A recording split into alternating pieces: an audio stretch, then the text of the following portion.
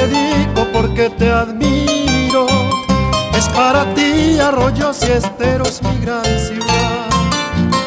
Estaba oculta aquí muy dentro del alma mía. Es la más bella, la más sencilla inspiración. Estás regada por nuestro río más limpio y puro, Manduvira, que hace muy bello todo el vergel. Eres orgullo de este suelo cordillerano, que te admiran y te engalana cada vez más. Oh, mi ciudad, Arroyos y Esteros, yo te saludo, y a tu gente tan laboriosa que siempre está. Nombrar quisiera al más ilustre de tu prodigio, al hombre noble, sabio y bueno, Fidel Maíz.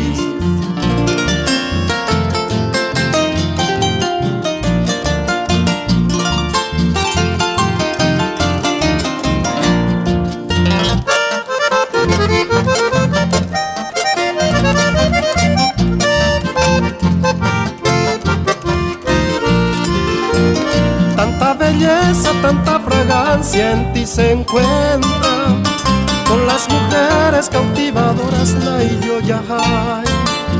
Arroyos y Esteros, la esmeralda cordillerana, que me aprisiona gigante se ven Orojeyay. Y a los cañeros también hoy nombro en estos versos, Oe, Tacuare, Oñotl, Baera. Y así te brindo, pueblo mío, este homenaje. Soy yo tu hijo, te quiero tanto cada vez más. Oh, mi ciudad, Arroyos y Esteros, yo te saludo, y a tu gente tan laboriosa que siempre está. Nombrar quisiera al más ilustre de tu prodigio, al hombre noble, sabio y bueno, Fidel Maíz.